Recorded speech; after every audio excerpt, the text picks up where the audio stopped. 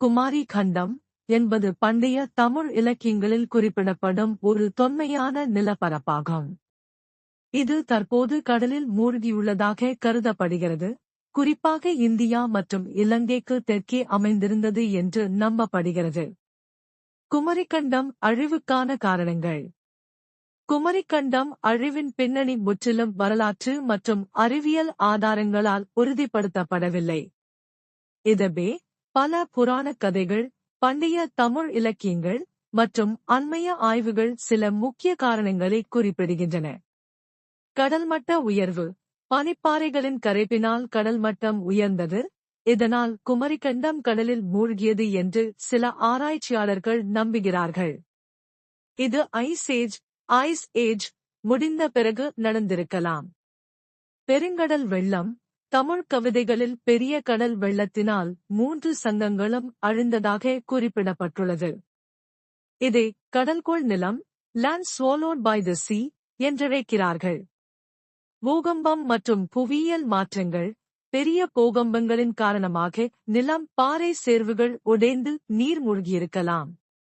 India மற்றும் Madagascar இடையிலான புவியியல் இயக்கங்களால் குமரிக்கண்டம் கடலுக்குள் மூழ்கியிருக்கலாம். பிரபலமான கதைகள் மற்றும் புறநானூறு வரிகள். தொல்காப்பியம், சிலப்பதிகாரம் போன்ற தமிழ் இலக்கியங்களில் குமரிக்கண்டத்தின் அழிவைச் சுற்றிய கதைகள் காணப்படுகின்றன. குமரிக்கண்டத்தின் வரலாற்று முக்கியத்துவம்.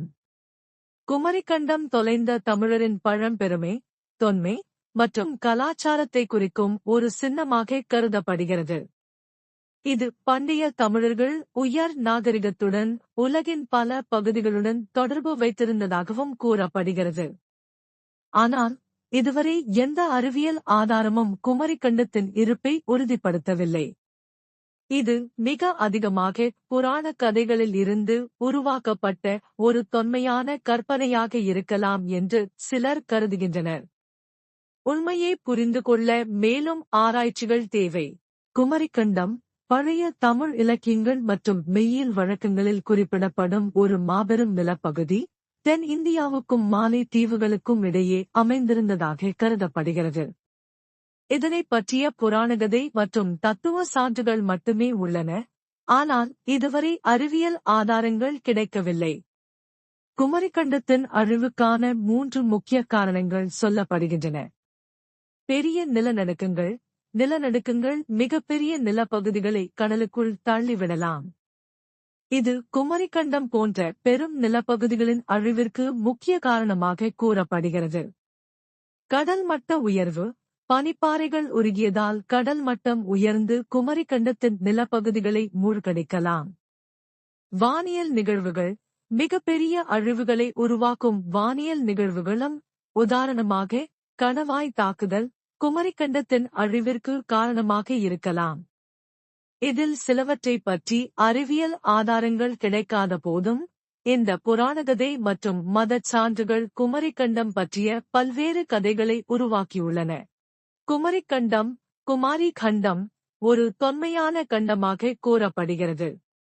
இது தமிழ் சமுதாயத்தின் தொலைநிலத்தை குறிக்கும் ஒரு கருத்தாகும், குறிப்பாக தமிழர் பண்பாடு மற்றும் நாகரிகத்தின் ஆதாரமாக கருதப்படுகிறது.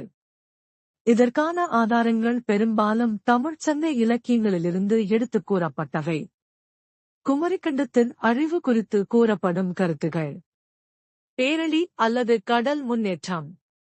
குமரிக்கண்டம் பெரிய கடல் மூழ்கலினால் அழிந்து விட்டது என்று கூறப்படுகிறது. தொல்காப்பியம் மற்றும் சங்க இலக்கியங்களில் கடல் முன்னேற்றம் மற்றும் நிலப்பரப்புகள் மாறியது பற்றிய குறிப்புகள் உள்ளன. புவியியல் மாற்றங்கள். புவியின் தடம் மற்றும் நிலத்தின் இயக்கங்களால் நிலப்பரப்பு கடலுக்குள் மொத்தமாக மூழ்கியது என கருதப்படுகிறது. புவியியல் அடிப்படையில் இதற்கு சுண்டா டெக்டானிக் விளக்கள் போன்ற விவரங்கள் மூலம் விளக்கம் தரப்படுகிறது. மரபு கதைகள் மற்றும் புராணங்கள். தமிழ் புராணங்களிலும் தொன்மையான கதைகளிலும் குமரிக்கண்டம் நிலம் மூழ்கியதற்கான காரணங்களை கடவுள் சம்பந்தப்பட்ட நிகழ்வுகளுடன் இணைத்து கூறுகின்றனர். குறிப்பாக கடலால் மூழ்கிய 12 தமிழ் சங்கங்கள் பற்றிய வரலாற்று குறிப்புகள் இதற்கான ஆதாரமாக உள்ளன. அறிவியல் விலகல்கள். குமரிக்கண்டத்தின் முன்னாள் நிலை மற்றும் அழிவை அடிப்படையாகக் கொண்ட விரிவான அறிவியல் ஆதாரங்கள் இல்லை. ஆனால் லெமூரியா என்னும் கருத்து குமரிக்கண்டத்தின் மேம்பட்ட வடிவமாக சில புவியியல் விஞ்ஞானிகளால் முன்மொழியப்பட்டுள்ளது. இது மகா கண்டமாக அந்நியமாதல் ஆகி அதன் பகுதிகள் தற்போது இந்தியா, ஆஸ்திரேலியா மற்றும் ஆப்பிரிக்கா இடையே பிளவாகியதாக நம்பப்படுகிறது.